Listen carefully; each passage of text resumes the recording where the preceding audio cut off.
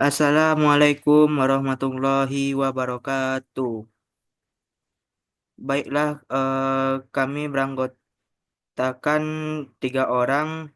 Saya Iqbal Fitratul Azra sebagai moderator. Lanjut, Saya Hariswada sebagai anggota. Farhan. Farhan sebagai anggota. Kami bertiga akan menjelaskan tentang serangan cyber, yaitu investigasi dan strategi mitigasi serangan cyber Bjorka. Untuk materi selanjutnya akan dibacakan oleh Farhan. Kepada Farhan dipersilahkan. Eh, Analisis serangan. Latar belakang. Pada September 2024, peretas dengan nama samaran Bojorka mengklaim telah membocorkan 6 juta data NPWP milik DJP Indonesia. Data yang bocor mencakup informasi sensitif seperti NIK, NPWP, alamat, nomor telepon, dan email. Beberapa tokoh penting termasuk Presiden Joko Widodo dan sejumlah menteri turut menjadi korban dalam kebocoran ini. Bagaimana serangan siber terjadi?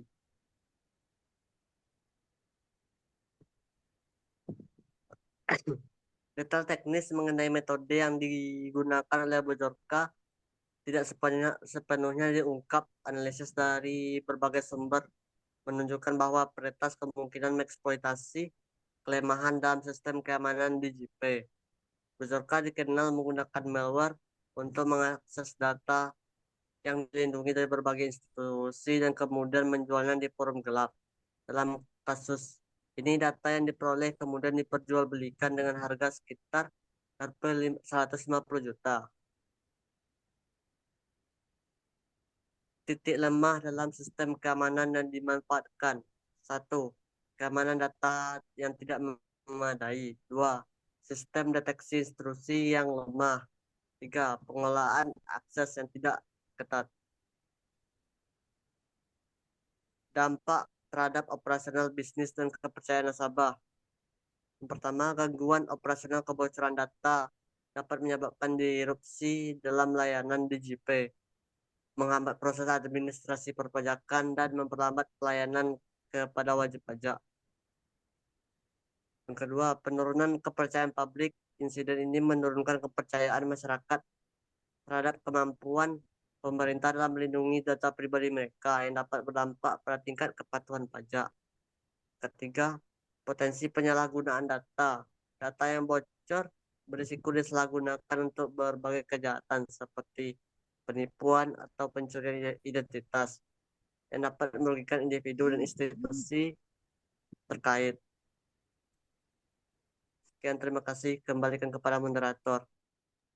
Baiklah, untuk materi selanjutnya akan dibacakan oleh Hari Suhada. Pada Hari dipersilahkan. Baik, terima kasih pada moderator. Saya akan melanjutkan materi selanjutnya yaitu tentang strategi pencegahan dan mitigasi. Memperkuat sistem informasi akuntansi dengan metode keamanan. Yang pertama yaitu enkripsi data. Gunakan algoritma enkripsi kuat seperti AE5 sampai 256 untuk data keuangan dan pajak. Enkripsi juga berlaku untuk komunikasi internal, contohnya email berisi laporan keuangan. Yang kedua yaitu backup rutin dan terenkripsi.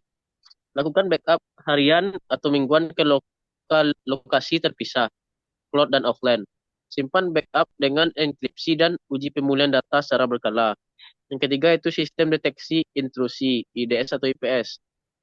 Pasang alat seperti Snort atau Suriket untuk memantau aktivitas mencurigakan. Misalnya percobaan akses tidak sah ke database. Integrasi dengan security informasi and event untuk analisis ancaman real time. Yang keempat itu segmentasi jaringan. Pisahkan jaringan sistem akuntansi dan jaringan umum untuk meminimalkan risiko serangan laterai.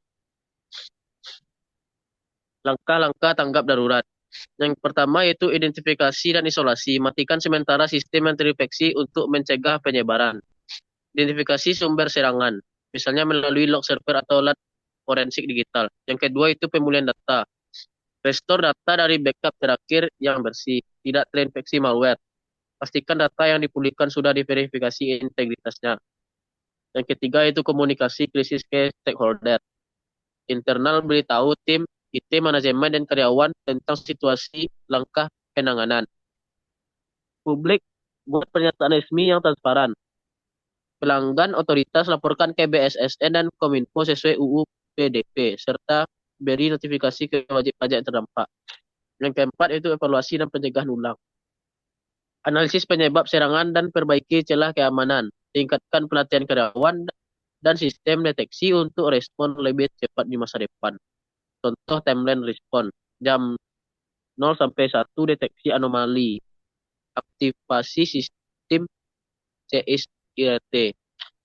Jam 1 sampai jam 4 isolasi sistem dan analisis forensik. Jam 4 sampai 24 pemulihan data dan koordinasi dengan pihak berwenang. Hari 2 sampai 7 komunikasi publik dan evaluasi pasca insiden. Sekian dari saya kembalikan moderator. Baiklah, terima kasih pada Hari. Untuk materi selanjutnya akan dibacakan oleh saya sendiri. Implementasi teknologi keamanan. Beberapa teknologi dan framework keamanan yang dapat diterapkan yaitu 1. Zero Trust Architecture. Zero Trust adalah pendekatan keamanan yang mengharuskan verifikasi ketat di setiap tahap akses sistem, tanpa menganggap perangkat atau pengguna dapat dipercaya secara otomatis. Implementasi Zero Trust dalam sistem perbankan atau marketplace mencakup 1. Identity and Access Management atau IAM dengan autentikasi multifaktor atau MFA. 2. Least Privilege Access, yaitu memberikan akses hanya sejauh yang dibutuhkan. Ketiga, Microsegmentation, yaitu membatasi akses antar sistem untuk mencegah penyebaran serangan. Lanjut yang kedua yaitu Data Loss Prevention atau DLP. DLP membantu mengawasi, mendeteksi, dan mencegah kebocoran data sensitif. Dalam sistem marketplace atau perbankan, DLP dapat diterapkan melalui monitoring dan enkripsi data baik saat transit maupun saat tersimpan. Dua, yaitu pembatasan akses terhadap informasi sensitif sesuai dengan kebutuhan pengguna. Selanjutnya yaitu penerapan kebijakan otomatis untuk mendeteksi dan memblokir transfer data yang mencurigakan. Yang ketiga yaitu Security Information and Event Management atau SIEM. SIEM memungkinkan deteksi dini terhadap ancaman dengan mengumpulkan dan menganalisis log aktivitas dari berbagai sistem. Dengan SIEM, perusahaan dapat mengidentifikasi pola anomali atau akses mencurigakan secara real time, menanggapi insiden keamanan lebih cepat dengan sistem peringatan otomatis, memantau kepatuhan terhadap regulasi seperti ISO 27001 dan GDPR. Selanjutnya itu contoh tools untuk deteksi dan pencegahan serangan. 1. Ransomware Prevention dan Detection. Seperti CrowdStrike Falcon, solusi endpoint security berbasis AI yang dapat mencegah ransomware.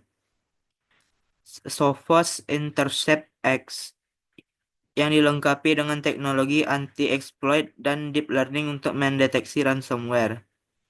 Sentinel-1, yang mendeteksi dan merespons serangan ransomware secara otomatis. 2. Kebocoran data dan data loss prevention atau DLP. Toolsnya itu Symantec DLP, memantau dan mencegah pengiriman data sensitif melalui email atau cloud. Selanjutnya McAfee Total Protection for Data Loss Prevention, yaitu menyediakan enkripsi data kontrol akses untuk data sensitif. 3. Digital Guardian DLP, melindungi data dari pencurian dengan analisis perilaku pengguna. Yang ketiga yaitu SIEM and Threat Intelligence, Splunk Enterprise Security menganalisis log aktivitas untuk mendeteksi anomali keamanan. IBM QRadar SIEM mengidentifikasi ancaman dengan analitik berbasis AI. Alien Vault USM dari AT&T Cybersecurity menggabungkan threat intelligence, SIEM, dan pemantauan jaringan. Baiklah, segitu saja materi yang dapat kami sampaikan. Apabila ada pertanyaan, silakan. Baiklah, saya tutupi dengan Assalamualaikum warahmatullahi wabarakatuh. Waalaikumsalam warahmatullahi wabarakatuh. Salam.